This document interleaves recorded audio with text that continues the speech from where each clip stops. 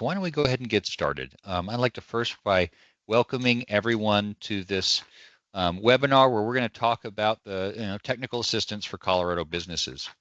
So first off, my name is Alex Semino-Hurt. I'm the Assistant Director of the Upper West Onsite Energy TAP. I know that's a mouthful, and I'll get into more about what that actually is later. But here's today's agenda. We're going to start with someone local from Energize Denver. You all may know Daniel Rayner, who is the Industrial Administrator, and I'll introduce him here in a minute. Then we'll talk about technical assistance. And what's technical assistance without good funding to make it happen? So we're going to talk about the ITAC Implementation Grant and what that can be, how that might be able to help you pursue some of your projects. And then we're going to end with some open discussion or some opportunities for you to ask questions about any of the things you saw today. So at this point, I'd like to hand it over to Daniel Rayner to talk a little bit about Energize Denver as our co-host for today's webinar. Thank you so much, Daniel. Go for it. Thank you, Alex. Good morning, everybody. I'm just going to take 2 quick minutes just to kind of tee off this conversation today. So we can go to the next slide. So I'm sure a lot of you have seen this before. So manufacturing, agricultural, and industrial, or MAI buildings, are on an alternate compliance option under the Energize Denver performance requirements.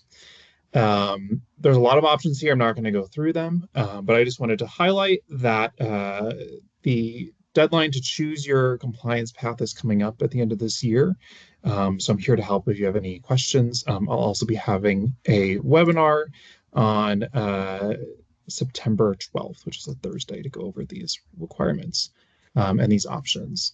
And I also want to note that enrolling in this technical assistance program through the DOE could really help you identify significant energy savings opportunities, which will help you along whichever path you choose.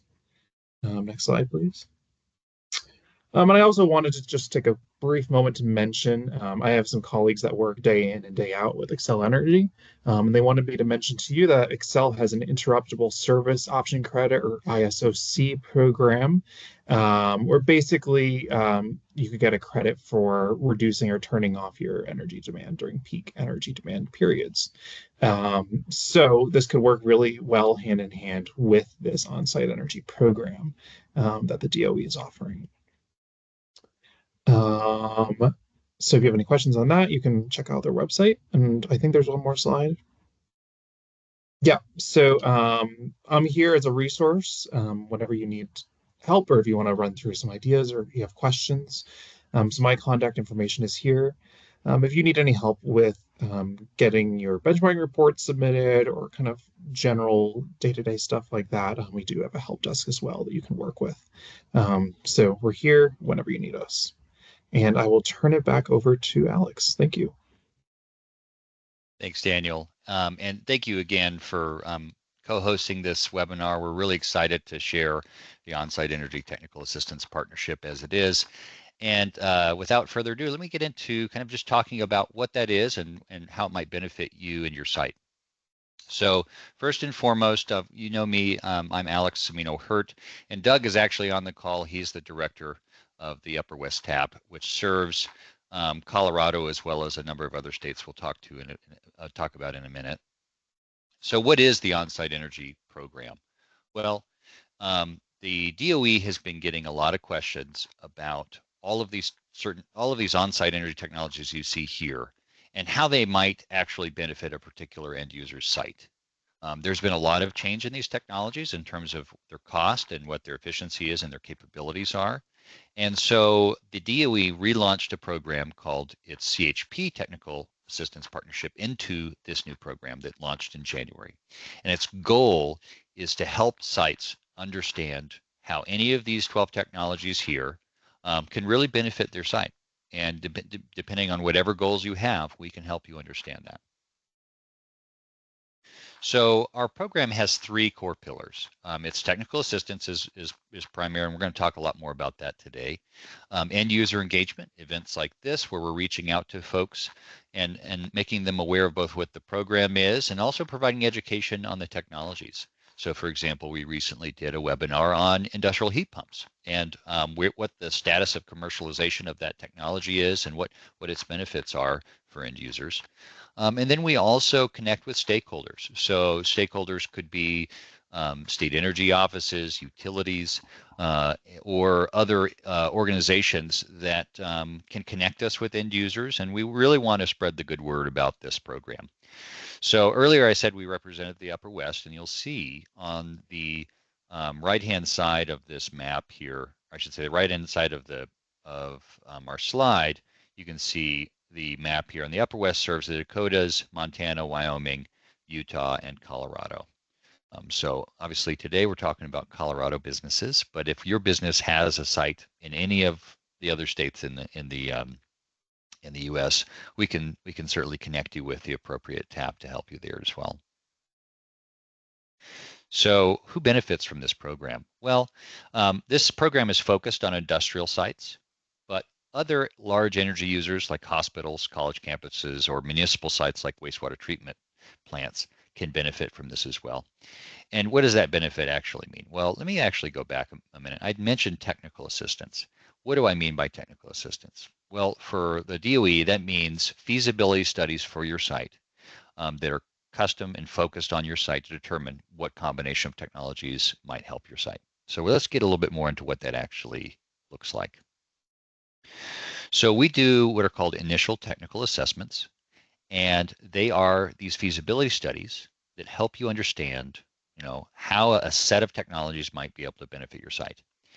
And the way it works is we connect with you and collect some basic information about your site to make sure it's a good fit for the program. And if it is, then we'll proceed to collect data on your site, say monthly data, or in some cases interval data, and go through a process, sort of like a choose your own adventure process, where we will go through the different technologies, and then based on how your site operates, we'll determine, hey, what mixture of those on-site energy technologies might benefit your site. We'll conduct an analysis, and then once we've completed the analysis, and this is entirely DOE funded, by the way, this is entirely provided by the DOE, so it's just your time and energy is what's required for this. We'll review the results, and you get a site-specific feasibility study that says this technology and this technology can benefit your site to this extent. So what does that actually look like? Well, we produce these reports that provide a techno-economic analysis. So they're looking at how you use energy at your site, what it costs you, and any other goals that might influence what you might act on and what actions you might take regarding on-site energy at your site. And then we'll look at different comparisons to what your business's usual case is. So in this example that I'm presenting here, this combined heat and power, photovoltaics, wind, and then a combination of all three of these were looked at this site to determine how they could minimize emissions at this site. And then of course we look at things like simple payback, net present value, and we'll go through a process of determining even if these are the right technologies to investigate. So that's how we provide a sort of a site-specific consideration. We'll actually look at your site and map out different parts of your site that might make sense for different technologies. We're going to seek to understand how you use energy in your site. And then what we'll do is, based on that, we'll recommend technologies to further investigate. And that's what we'll incorporate into our analysis and our study to produce in this report. And then the result is that you get to make an informed choice about kind of what technologies get explored by your site.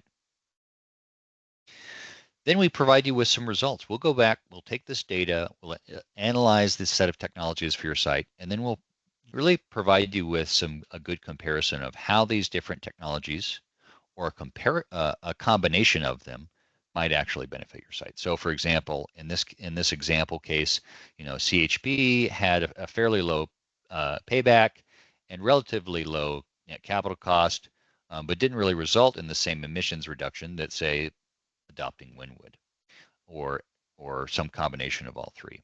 And then you can see in these tables over here on the right side of the screen here, kind of the detail of nitty gritty we like to get into. I mean, we're getting into even what's the impact on your site's O&M costs if you adopt certain technologies. So that's really kind of what the gist of that program is and that offering is. And like I said, today we're focusing on Colorado businesses, but if your business happens to have a site in another state, we'll make sure to connect you with the appropriate party of that state so you can have access to the same resource for your other states. So how do you get started? Well, of course, just reach out to us. It's a very simple process. You reach out to us, you can email us or call us for that matter, and then we can start an intake and determine, hey, is this a good fit for your site, and get the ball rolling. So with that, I will hand it over to Cliff Yin to talk a little bit about what kinds of other resources you can get to actually bring projects identified to bear. Clifton? Thanks very much, Alex. So I'm here to speak on behalf of the Industrial Training and Assessment Centers, or ITACs for short. We actually are kind of undergoing a branding name change. For a long time, it was known as the IACs, or Industrial Assessment Centers. Now we're kind of highlighting that, hey, we do more than that. We also do workforce training. And specifically, I'm talking about the grants program. Next slide, please. So this is kind of a great way to build off of the on-site tab assessments that Alex was talking about. We have $400 million in total funding, $80 million in this first year. This is through the Bipartisan Infrastructure Law, or BIL. You're eligible for grant awards of up to $300,000 per assessment recommendation. What that means is that if you get a qualifying assessment from an on-site TAP or one of the ITACs or another qualifying option, which I'll talk about in a little bit, if you get an assessment report with recommendations for, on-site solar, lighting replacement, boiler upgrade, what have you, you can apply for grant funding up to $300,000 per recommendation at 50% cost share. So the project estimate is $200,000. You can get $100,000 from us. You'll be responsible for the other $100,000, which can be pretty much anything that's non-federal. So internal capital, state, local, utility incentives, private loans, what have you. This is specifically for small, medium-sized manufacturers. We'll get it's basically we have certain specific criteria about that, but basically if you are undergoing some sort of material or chemical, physical transformation of a product, you're basically a manufacturer. So water and wastewater treatment facility, for example, qualifies. Cold storage, food packaging. This is to address recommendations from one of 3 qualified sources: the ITACs, the on-site TAPs, and other third-party assessors. Next slide, please. So there's actually 2 opportunities here. One is actually to apply for the grant funding. If you got an assessment from an ITAC or an on-site TAP dating back to 2018, you can apply for funding to make the recommendations a reality. Option 2 actually is if you are conducting assessments of a certain comparable quality, you can apply, and we would qualify you as a third-party assessor such that your clients could apply for grant funding as well. So you wouldn't get funded. You wouldn't, there'd be no dollar exchange. You wouldn't get any money, but it's a great selling point for your organization, saying, hey, get an assessment from us, and you can qualify for grant funding. Next slide, please. So what kind of projects are we talking about here? So for Workstream 1, for the actual grant funding for projects, we're talking about physical capital improvement projects. Anything that does one or more of the following on this page. So projects that improve site energy or material efficiency, improve site cybersecurity infrastructure, improve productivity, reduce waste production, reduce greenhouse gas emissions, or comparable gas pollution. Common examples are also a lot of on-site power, so solar, geothermal, combined heat and power, lighting replacements, electrification projects, so upgrading to a boiler, HVAC upgrades, compressed air fixes, power factor upgrades. So kind of a whole gamut of eligible projects. Next slide, please. Right, so grant eligibility. What is defined as a small to medium-sized manufacturer? This is set by Congress, so we don't have a lot of wiggle room. This is just the way the law was written. So the applying entity or company or organization should have annual gross sales of less than $100 million. The applying entity, manufacturer, organization, company should have annual energy bills of between $100,000 and $3.5 million. This includes fuel, electricity, the whole gamut. And then the facility specifically that got the assessment has to have fewer than 500 employees. There's a few kind of edge cases here. So if you happen to have gotten the assessment, the qualifying assessment in the past, and you were smaller back then, fit the eligibility of the grants back then, we would consider you based on that time and not now. So you conceivably could be eligible even if you've kind of grown out of the definition since then. Also, a lot of some large parent companies will have their individual facilities pay taxes separately. There'll be an LLC and a separate identity in the eyes of the law. In that case, eligibility is based on the facility, the tax identity, rather than the larger parent company. So this is the way that some facilities get qualified, even though they're actually owned technically by a large company. In the eyes of the law, if your tax identity is for a small and medium size, then we would consider you a SMM and therefore eligible for grant funding. Next slide, please. Right, and so then workstream 2, so this is the option to get qualified as a third-party assessor if you're that kind of entity. Basically, you have to be a domestic entity. Your assessments should be vendor agnostic. So rather than saying, hey, you should really buy this brand of boiler, you're actually just doing cost estimates for a generic boiler upgrade. The assessments should be relatively comprehensive in their scope. So we're not looking for folks that just do assessments of just steam systems. We want as much of the building facility as much as possible when you're considering opportunities for improvement. There's some basic requirements that you share some protocols, best practices with us with the DOE. Of course, we endeavor to maintain data privacy, and then there's an effort to ensure affordability. So the ITACs, which I'll talk about in a little bit, and the on-site taps are both free. The third-party assessors that we've qualified so far are actually a mix of free and at-cost assessments, but we kind of have criteria for what is considered affordable for an SMM. We want to make sure these assessments are broadly accessible for companies out there. Next slide, please. Thank you so much. Right, so perfect. So here's the first step is getting a qualified assessment. You have three options. One is the ITACs. This is a long-standing program at DOE. We've been around for more than 40 years. There are 36 ITACs located at four-year universities around the country. Even if there's not one in your state, you're probably covered. They operate within a roughly 200-mile radius of where they are. Basically, teams of engineering students led by professors and experts will go to your facility to conduct an assessment and get you an assessment report. This is a free program, so this is kind of a win-win because the students get real-world hands-on training. The manufacturers get a free assessment, and of course, we tell people to get an assessment no matter what. It's a great way to get a blueprint for facility improvements, even if you're not applying for grant funding.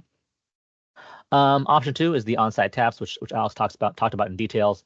You're covered no matter what. They operate regionally, so they're 10. So Colorado is well covered.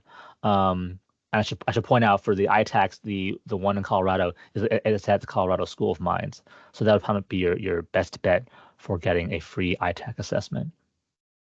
And then there's the third-party assessors. This is a mix of kind of small, regionally focused places and some that operate nationally. So Cascade, for example, is a clear result, are both do assessments nationally. This is a mix of no cost and at cost assessments. So basically the point is between these three options, you have many opportunities to get a qualifying assessment before you apply for grant funding. Next slide, please. Oh, there we go. Right. So this just shows basically that folks are well covered. So on-site tap. So yeah, there's one on-site tap focused on the Colorado region. We have these Colorado School of Mines for the ITAC. So, but if you happen to be elsewhere, you can see that based on this map, where the blue is kind of the manufacturing heavy areas, we have a good network of qualified assessors. Next slide, please. All right, so just a snapshot of grant awards to date. 115 awards across 34 states. We want to get all 50 states. $17 million in grant funding so far for projects totaling $55 million. Average grant size of $150,000. So that just goes to show that even though the max is $300K, per qualified recommendation. We fund the whole gamut. We've funded projects as small as $10,000, lighting projects, all the way to $300,000 solar projects. Common examples: on-site power, HVAC boiler upgrades, combined heat and power, VFDs, power factor upgrades, and LED. This is a mistake. Sorry, this example is from Maine. It should be from Colorado. We have awarded, I think it was 200,000. It might have been $100,000 to a city of this is public knowledge. City of Englewood water wastewater treatment facility to do a pump upgrade project. But we want to fund more projects in Colorado. So, please take advantage. Next slide, please. Right. So then here's the process in a nutshell. One, you get an assessment from one of the 3 qualified sources: the ITACs, the Onsite TAP. Typically, this will take up to 2 months, give or take. You'll reach out, you'll exchange some information via email or on the phone about your facility, kind of what you're looking at. They will go in person to kind of take data readings, kind of do an assessment, walk around, talk to you, have a conversation. They'll then put together an assessment report with recommendations for projects, for improvements. When you apply for grant funding, you actually upload your qualified assessment report and then highlight the recommendations that you want to get grant funding for. You can get up to $300,000 per qualified recommendation. And then if you're selected, we'll undergo a kind of negotiation phase, kind of hammer out exact project scope and timeline. As you implement the project and incur costs, you will submit invoices to us, and we reimburse you within 30 days. And kind of a long story short, we're using an unconventional process. We have a company called EnergyWorks that is kind of handling this on our behalf. The bottom line is it actually makes it a lot more accessible and easier for small and medium-sized manufacturers to apply. The thinking is that traditional government funding can be kind of complicated, involving confusing, long applications. But given the relatively small size of the grants here, the sheer possible number, the fact that we're dealing with SMMs who are not traditional applicants for government funding, using this mechanism lets us streamline it. So it's really a lot easier than normal. If you've never applied for government funding before, it's pretty accessible. We use submittable.com, which is an online web form rather than some government website. It should take you like an hour tops to apply. You have very clear questions that we were able to customize. So it really is very easy to apply. Next slide, please. Right. And so another thing to make it more accessible is that we operate on a rolling basis. So we're open year round. So there's no real risk of missing a deadline because you can just apply for the next one. The next one is October 1st. After that review period, we'll probably announce awards for the previous round a couple months from then. And then the next application deadline is January 10th, and we'll continue until all $400 million is spent. But given the fact that we have up to $150K per qualifying project recommendation, it's a lot, and $400 million total. It's a lot of potential projects. How do you apply? Right, as I said, it's a very easy process to different from conventional government funding opportunities, a little bit more accessible. Myself and/or my colleague also hold monthly office hours to answer questions face-to-face with folks virtually in real time. The next one's in September 19th. We'll have one every month after that. We also, thanks to all these office hours, we have compiled a pretty long list of FAQs that answers a lot of folks' questions. But of course, I think we have time after this as well to talk about any questions you might have. Next slide. Yep, some common reasons why folks have not been successful. Honestly, our acceptance rate has been quite high. I can't say exactly how high, but it's very high. pretty much as long as you're eligible and kind of fill out the application, you'll likely get grant funding. If you don't, this some of the common reasons why folks have fallen short is if they just kind of pull a recommendation out of nowhere. The recommendation has to come from a qualified assessment report. This is our way of validating them, making sure they're vetted project recommendations. And so you can't just get funding for something that's not been recommended. If you leave sections blank, it's very hard for us to judge whether it's worthy or not. We do have a very good sample, kind of like good essay questions or responses online that you can look towards. If you're not eligible, we can't give you funding. So if you happen to be, larger than the eligibility requirement, if you're, based in a foreign country or you didn't get a qualified assessment, you're not eligible. And then if you've already started your projects, already built your projects, you can't get reimbursed for them. This is for projects that have not been started yet. So those are some common reasons why folks have not gotten funding. Next slide, please. Yeah, and so my office, the Office of Manufacturing Energy Supply Chains, or MESC for short, has a couple other opportunities for folks that are open right now that I wanted to make you aware of. Next slide, please.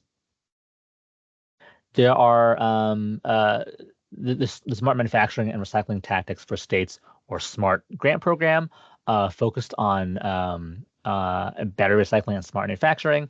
This is actually for state and local governments, so it's not you may not be eligible, but hopefully you'll spread the word or just if you happen to know somebody, please alert them to this opportunity. Funding opportunities for state and local governments to help with battery recycling, sorry, and smart manufacturing. Next slide, please. This is available for small to medium-sized manufacturers. Basically, it's a rebate program for extended product systems. Typically, machines that do electric motor, electronic control, driven load. It's until the funds are expended, so there's no deadline per se. And it's very specific. So if you happen to have purchased or installed qualified systems between October 2021 and September of last year, or redesigned or upgraded systems between January 2021 and December 2022, you can get a rebate up to $25,000 per calendar year. So it's very specific, but the good news is that if you do fall under these timeframes, you're almost certainly going to get a rebate. So take a look at your project installation history and see if you had one of these systems installed in the time frame that we're talking about, and apply for a rebate. Next slide, please. Here, I think we'll be sharing the slides after this call, so here's some helpful links to some of the opportunities, some of the details that I talked about. But we hope that you'll get an assessment and then apply for grant funding afterwards. Next slide, please. And this is your way to kind of get keep in touch, get updated with the latest funding opportunities. We've had a lot this year. I know it can be kind of overwhelming, but there's a lot of opportunities out there. This is the best way to kind of hear about them from my office. And that's it for me.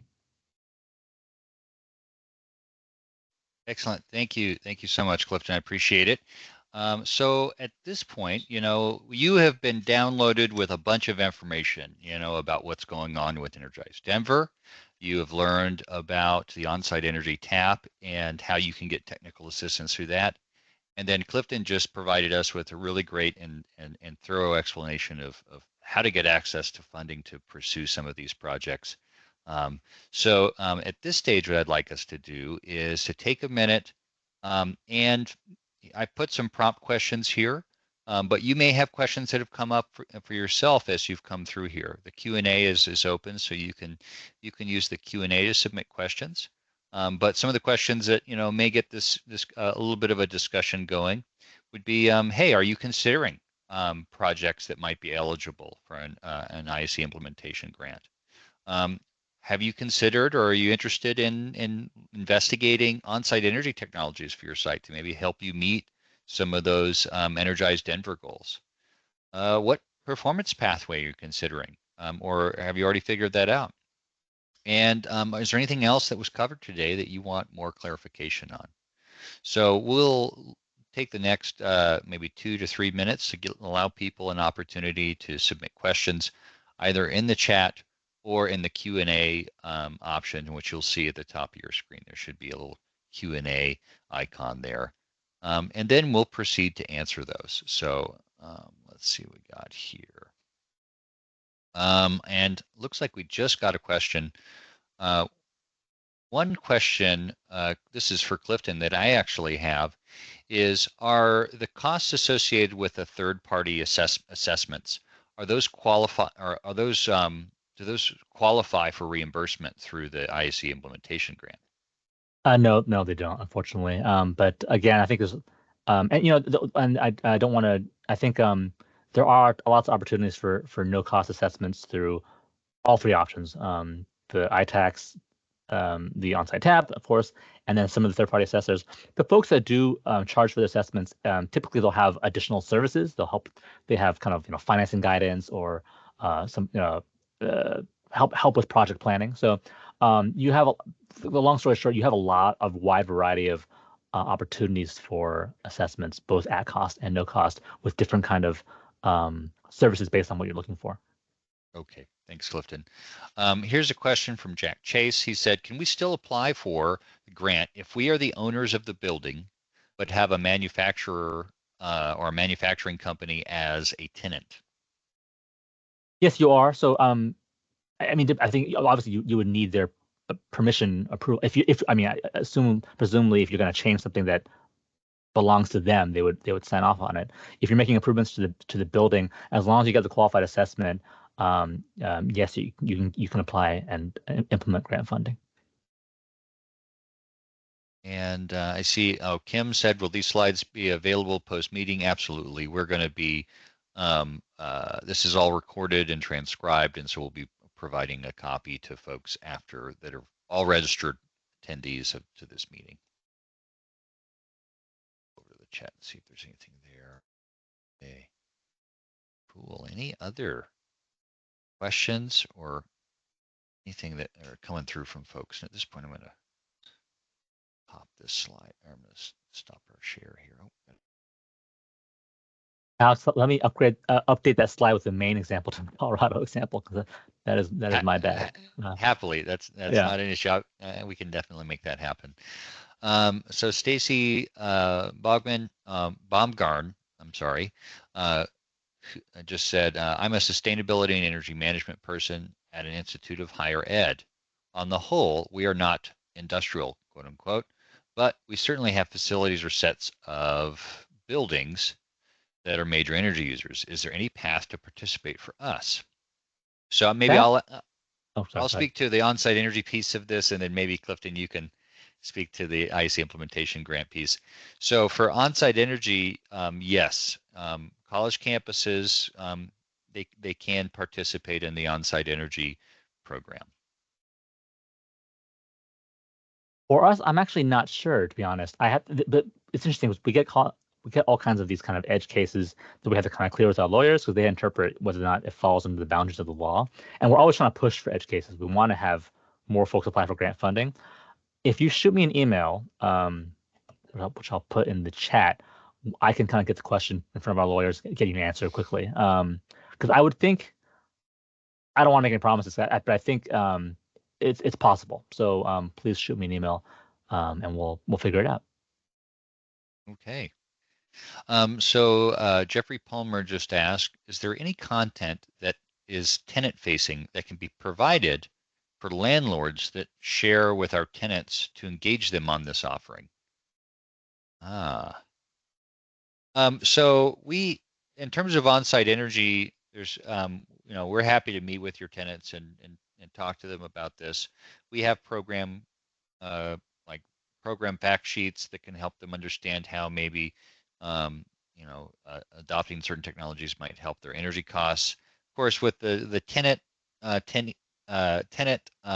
building owner relationship, there's always a question of who's paying for the energy, and how that's done, and then who owns the assets that are installed. But doesn't mean that work shouldn't be investigated. Clifton, do you have any kind of specific content related toward tenants? No, I do not. It's an interesting question. We have a general fact sheet, but I don't think that's what you're talking about here. Yeah, I wouldn't. I'd be interested in hearing about what exactly this situation what kind of information would it entail that's different from other information. But we can look into it.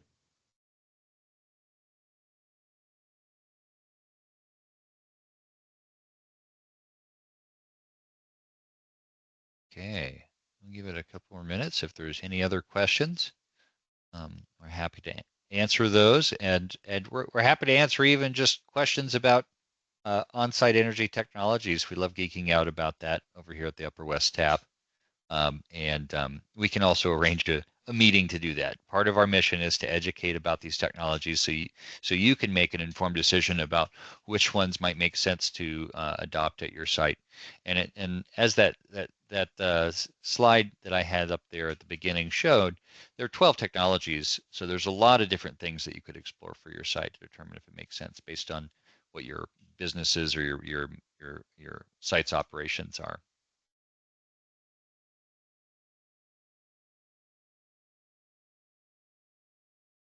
Okay, well, I think we've tapped all the questions people have immediately, and I just want to say thank you to everyone who has joined us today, and hopefully this has given you or equipped you with some knowledge that you can take back and either maybe you want to get an on-site energy assessment, maybe you want to engage the local ITAC and get them to come out and do an energy efficiency assessment. And I should point out that's a particular distinction we should note.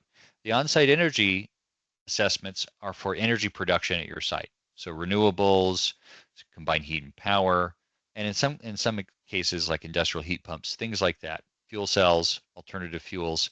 But the ITAC implementation grant is broader and can include energy efficiency and energy savings measures for your site. And that's one of the things that the ITAC program excels at, is finding energy efficiency measures at your facility, regardless of the fuel source, electric, natural gas, or propane, whatever it is. They can identify those. So with that, I'm going to say thank you to everyone, and thank you to our co-hosts, Daniel and Clifton. Really appreciate your time today. And just as a reminder, I'll be sending this recording out to everyone who registered for this event. And feel free to reach out to any of us. We'd love to answer your questions, even if you didn't feel comfortable putting it in the Q&A today, or you think of it later. And we look forward to hearing from you. Everybody have a wonderful rest of your day.